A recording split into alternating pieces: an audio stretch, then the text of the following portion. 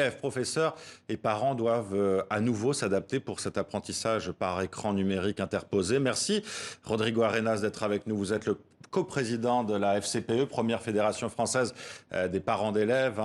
Ce nouveau confinement, est-ce que selon vous, il arrive trop promptement? Est-ce qu'il y a eu un manque d'anticipation? Je crois que c'est ce que vous avez écrit dans le communiqué de la FCPE il y a quelques jours. Alors, écoutez, un manque d'anticipation, ça c'est sûr. Une sorte aussi de harcèlement psychologique, ça c'est certain, puisque depuis maintenant plusieurs semaines, tout le monde s'attendait à ce que les écoles ferment, alors même que, comment dire, le pays n'était pas prêt à cela. Il n'est pas prêt à l'enseignement à distance, il n'est pas prêt aussi à accueillir les enfants à la maison et qu'on va retourner dans les mêmes conditions que pendant la première phase de confinement des enfants à la maison, c'est-à-dire de demander aux parents de jouer à l'enseignant ce qu'ils ne savent pas faire.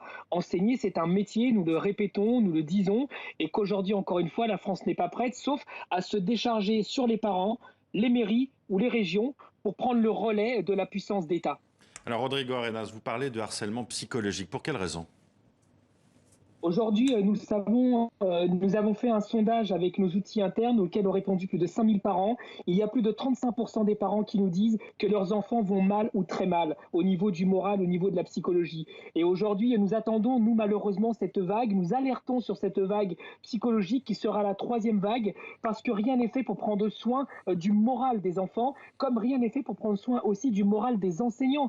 Nous savons aujourd'hui qu'on leur demande de ne pas toucher au programme, de ne pas toucher aux modalités d'examen, de continuer comme si de rien n'était. Or, l'école sous Covid nécessite d'avoir des aménagements. En ce moment même, il y a des élèves de BTS, de brevet de technicien supérieur, qui passent des épreuves sur des programmes qu'ils n'ont pas finis et la seule réponse, c'est la débrouille généralisée. Tout cela a un impact sur le moral des Françaises et des Français et à ce titre-là, celles qui seront les victimes, les premières victimes, ce seront les personnes les plus fragiles. Je pense aux enfants évidemment, mais aussi aux femmes seules avec enfants qui sont en première ligne et les plus maltraitées d'une certaine façon dans notre société. Alors à vous entendre, Rodrigo Arenas, on a clairement l'impression qu'on n'a pas tiré, et quand je dis on, c'est le gouvernement français, n'a pas tiré les leçons du premier confinement. Est-ce que justement ces cours en distanciel sont improvisés ou est-ce qu'on a proposé des formations aux enseignants? Leur a-t-on envoyé aussi des méthodes peut-être pour enseigner à distance?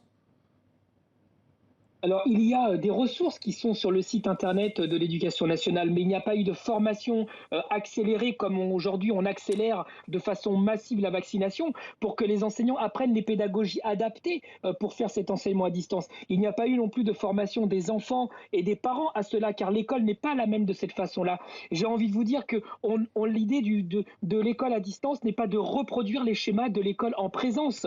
Et à ce titre-là, non, la France n'est pas prête à l'enseignement hybride, la France n'est pas prête à l'enseignement à distance, sauf pour les enseignants qui ont pris sur eux, qui ont fait l'initiative individuelle, comme les enfants et les familles. Sauf qu'une série d'initiatives individuelles, ça ne fait pas un système scolaire. Et aujourd'hui, le système scolaire français n'est pas prêt et ne fonctionne pas à distance comme on le sous-entend. Ce qu'on D'ailleurs, comprend, l'expérience des lycées... oui, ce qu'on Pardon. comprend clairement en vous écoutant aussi, enfin en tout cas c'est votre position sans doute, c'est que cette école en distanciel, elle est créatrice d'inégalités très fortes. Quelle serait la meilleure solution selon vous pour l'enseignement dans cette crise sanitaire?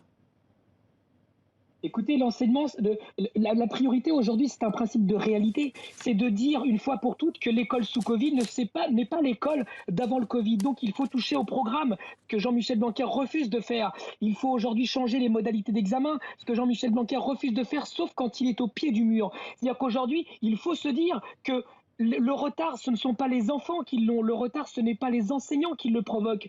Le retard est lié au fait qu'on continue à avancer comme si de rien n'était et à vouloir retrouver l'école d'avant. Cette école ne reviendra pas, elle ne reviendra plus parce que ce n'est pas une question de retard. C'est une question de comment est-ce que l'école s'adapte à la nouvelle configuration dans laquelle est l'ensemble de la planète. Vous savez, en France, on paye aussi l'arrogance. L'arrogance de penser qu'il fallait être cette exception mondiale où les écoles devaient rester ouvertes coûte que coûte, quoi qu'il en en coûte. Ce quoi qu'il en coûte, c'est les enfants qui le payent. Mais l'école ne s'est pas arrêtée à travers le monde.